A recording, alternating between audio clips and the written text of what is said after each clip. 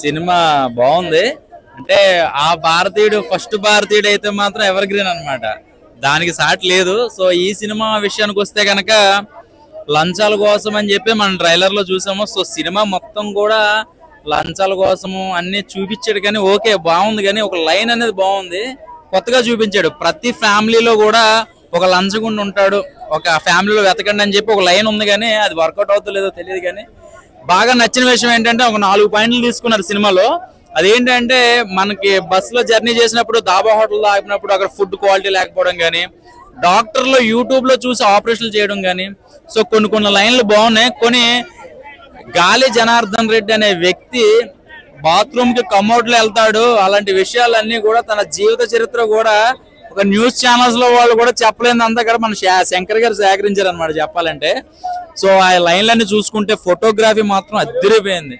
ఈ ముసలోడు ఏం చేస్తాడు సినిమాలో, ఏంటి ముసలోడు గెటప్ ఏంటి చూడలేకపోతున్నాం అనుకునే లోపల లాస్ట్ ఒక 20 నిమిషాలు ఉందనగా అసలు కమల్ హాసన్ అంటే ఏంటో చూపించేశాడు. నిజంగా చెప్పాలంటే తన యాక్టింగ్ కానీ ఏంట్రా అంటే శంకర్ గారిలో ఉన్న మ్యాజిక్ అది. సో అంటే శంకర్ గారు క్వాలిటీ అనేది కొంచెం తగ్గింది అనుకున్నాను, ఎందుకంటే ఆయన కొంచెం దృష్టి పెట్టలేదేమో అని అనుకున్నాను. ఎందుకంటే విజువల్ పరంగా ఓకే, క్వాలిటీ విషయంలోనే ఆయన రాజీ పడ్డు. సో కొంచెం ఎందుకు ఆయన మ్యాజిక్ ఏదో తగ్గింది అనిపించింది. సో ఓవరాల్ గా అయితే సినిమా ఇలాంటి సినిమాలు చూసి థియేటర్ దగ్గర నుంచి వచ్చే లోపల మర్చిపోతున్నారు.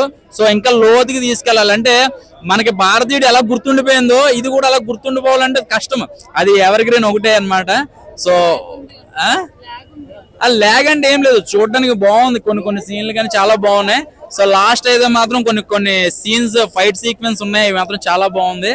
సో మెట్రోలో సిద్ధార్థ గారి క్యారెక్టర్ గురించి చెప్పాలంటే నిజంగా బొమ్మరిల్లు సినిమాలో లాస్ట్ క్లైమాక్స్ లో ఎంత అయితే గుర్తుండిపోయాడో, సో సేమ్ అదే సీన్లు. సో అలాంటి సెంటిమెంట్ సీన్లు బాగా చూసాం అనమాట నిజంగా.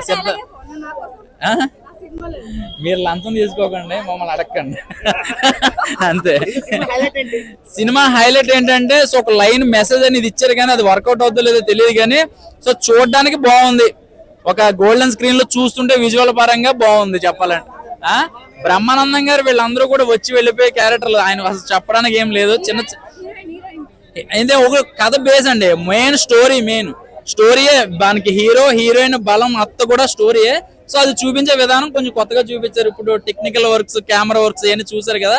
సో శంకర్ గారు అంటే ఒక సాంగ్ కి ఎంత ఎఫెక్ట్ పెడతారో చూస్తారు, అంటే ఎక్కువ క్రౌడ్ పెడతారు, కొంచెం టెక్నికల్ గా క్రియేటివిటీగా ఆలోచిస్తూ ఉంటారు అనమాట. సాంగ్ తీన్మార్ పాటలో ఒక పాట ఉంటది, మీకు కొంచెం సింగ్ అవుతుంది అనమాట తీన్మార్ సాంగ్.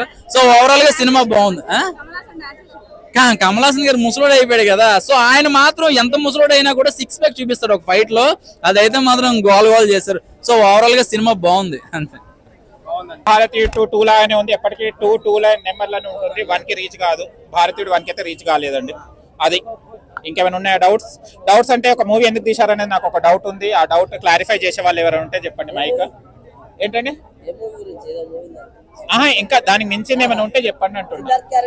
సిద్ధార్థ్ క్యారెక్టర్ తన ఇచ్చిన దానికి న్యాయం చేశారు, కానీ సిద్ధార్థ్ క్యారెక్టర్ కాకుండా వేరే హీరో ఉంటే బాగుండేది అనిపిస్తుంది. కొంచెం ల్యాగ్, ఎలాస్టిక్ అన్ని ఉన్నాయండి దీంట్లో. సూర్య గారు వీళ్ళు ఉంటే బాగుండేదండి, ఎందుకంటే మార్కెట్ ఉన్న హీరో, ఇక చాలా ఫ్యాన్స్ కూడా వచ్చేవాళ్ళు. సిద్ధార్థ్ కూడా నటించాడు, అది నేను చెప్తలేను. ఓకేనా, స్టోరీ బాగుంది. లేదండి, భారతీయుడు 1 అనేది కొత్తగా వచ్చినప్పుడు కొత్తగా ఉంటే దాన్ని మళ్ళీ రిపీట్ చేసుకోవడం అని చేస్తే మాత్రం బాగోదు కదండి. అదే రిపీటెడ్, కొత్తగా వెళ్తే బాగుండే. ఏమంత వాటి దేని దానికే ఉంటుంది, చూడాలి మళ్ళీ వేటెన్సీ. మనం ఎక్స్పెక్ట్ చేసినంత అయితే సినిమాలు అయితే నాకేం కానరాలే. ఏంటి అసలు శంకరే తీసాడా సినిమా? పార్ట్ 1 బాగుంది బ్రో, పార్ట్ 2 మనం ఎక్స్పెక్ట్ కొన్ని సీన్స్ ఆల్ మిక్స్ లో తీసుకున్నట్టు అనిపించింది నాకైతే. ఇందులో హీరో సిద్ధార్థ లాగానే ఉంటాడు, కమల్ హాసన్ సీన్లు తక్కువ, సిద్ధార్థ సీన్స్ ఎక్కువ. అది రఘుప్రీత్ సింగ్ హీరోయిన్ అంటవా, ఇది అలా వచ్చి అలా వెళ్ళిపోతాడు. డైరెక్టర్ మ్యూజిక్ అంటవా, మ్యూజిక్ డైరెక్టర్ అది కూడా అంత మాత్రమే. మనం ఎక్స్పెక్ట్ చేసినంత అయితే ఏం లేదు. ఇందులో కొంచెం మెసేజ్ ఉంది బ్రో, అంటే మన ఇంట్లో వాళ్ళు తప్పు చేస్తే తప్పు కాదు, బయట చేస్తే తప్పు అన్నమాట. కమ్ బ్యాక్ అన్న వాళ్ళు గో బ్యాక్ అంటారు, అదొక్కటి కొంచెం నాకు నచ్చలేదు బ్రో. అంటే మీ ఇంట్లో వాళ్ళు మీ మమ్మీ చనిపోతే నువ్వు గో బ్యాక్ అంటావా, అంటే బయట తప్పు చేస్తే నువ్వు కమ్ బ్యాక్ అంటావా? ఇంట్లో జరిగింది కాబట్టి కరెక్ట్ కాదు అనిపించింది, అది బయట జరిగితే కరెక్ట్ అనిపించింది. ఇది ఒక్కటి కొంచెం మెసేజ్ ఉందిలే కానీ వాడు అలా చేయటం నాకు తప్పు అనిపించింది. అది అది బ్రో. మ్యూజిక్ అదే మనం ఎక్స్పెక్ట్ చేసినంత ఏం లేదు సినిమాలో. స్టెన్స్ శంకర్ సినిమాలో అయితే అనుకున్నా కానీ శంకర్ సినిమాలో ఏముందంటే అన్ని బాగా ఎక్స్పెక్ట్ అది లాస్ట్ లో ఉంటది బ్రో, రోడ్డు మీద మెట్రో ట్రైన్ లో. అది మనం ఊహించుకున్నంత ఉండదు. అది ఏంటి అసలు శంకర్ అయినా ఈ సినిమా తీసాడు అనిపించింది బ్రో నాకైతే.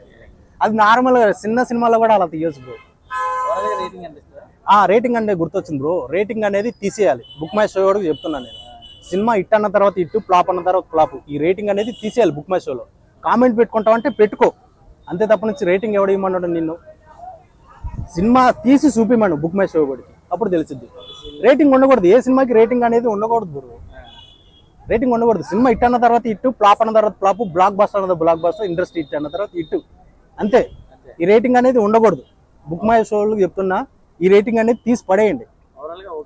Okay, one time watchable cinema అయితే. అన్న భారతీయ సినిమా బాగానే ఉంది, బట్ ఏంటంటే స్లో అనిపించింది నాకైతే. కొద్దిగా సాంగ్స్ పార్ట్ 1 లో టెలిఫోన్ దానిలా మొగేదానా అవి ఏఆర్ రెహమాన్ గారివి సాంగ్స్ బాగా ఎంజాయ్ చేసినాం, బాగుండేది. బట్ దీంట్లో ఏఆర్ రెహమాన్ గారిని అయితే మిస్ అయినాం అనిపించింది. ఇంకా యాక్షన్ సీన్స్ కూడా లాగీగా అనిపించినాయి. ఏంటంటే మరి డుచక్ అనేది ఇవన్నీ కొద్దిగా లాగీగా అనిపించాయి. బట్ కొన్ని ఇన్సిడెంట్లు అయితే చాలా వరకు అయితే రియల్ ఇన్సిడెంట్ మీద అయితే చూపించినారు. ఎమోషన్స్ కూడా బాగా మంచిగా అయితే క్లారిఫై చేసినారు అన్నమాట. బట్ దాని గురించి మంచిగా చూపించిన, కొద్దిగా లాగి లేకుండా తీసుంటే బాగుండేది. ఇంకోటి కమల్ హాసన్ గారు గెటప్ లో క్యారెక్టర్లు ఏంటంటే మన బాలకృష్ణ గారు ఒక్క మగాడి సినిమా క్యారెక్టర్లు ఎలా ఉంటాయో అవన్నీ నాకు కొద్దిగా గుర్తొచ్చినాయి అన్నమాట. బట్ ఇది అంటే ఎమోషనల్ సీన్ లో అన్న లాస్ట్ లా నేను ఎక్స్పెక్ట్ చేసేది అది క్లారిటీ చేస్తారు అనుకున్నా, కానీ క్లారిటీ చేయను. నాకు యూట్యూబ్ ఛానల్ ఉంటది, నేరాలు ఘోరాలు ఎలా వస్తుంటో దానిలాగానే దీనికి యానిమేటెడ్ ఛానల్ ఉంటుంది, చూపిస్తుంటాడు. తర్వాత తన అంటే జనాలను మార్చేది కాదు, ఫస్ట్ ఫ్యామిలీలో ఏమన్నా ఉందా తను మార్చిన తర్వాత తన ఫ్యామిలీకి వస్తే తన ఫ్యామిలీ మెంబర్లు ఎలా రియాక్ట్ అవుతారు, సిద్ధార్థ్ ఎలా రియాక్ట్ అయ్యారు అనేది బాగా చూపిస్తారు అనమాట. ఫస్ట్ అమ్మనేది వాళ్ళే, పోమనేది వాళ్ళే. మంచి చేయడానికి వచ్చినప్పుడు చేస్తాడని, తర్వాత వాళ్ళు అంటే సోషల్ మీడియా నెగిటివ్ గా పోర్ట్రేట్ చేస్తే జనాలు పో అన్న తర్వాత ఎలా రియాక్ట్ అవుతారు ఇప్పుడున్న దాన్ని అయితే క్లియర్ చూపించింది నాకైతే. చాలా బాగున్నది, చాలా అంటే చాలా లేదు, బాగున్నది. ఫస్ట్ హాఫ్ బాగున్నది. అంటే ఏంటంటే భారతీయుడు 1 కి 2 కి అంటే కంపారిజన్ ఆ లెవెల్ లో లేదు. పక్క కొంచెమే చూపిస్తున్నారు, ఎక్స్పెక్ట్ చేసిన చాలా చూపిస్తాడు. కమల్ హాసన్ తోపు. ఇంకా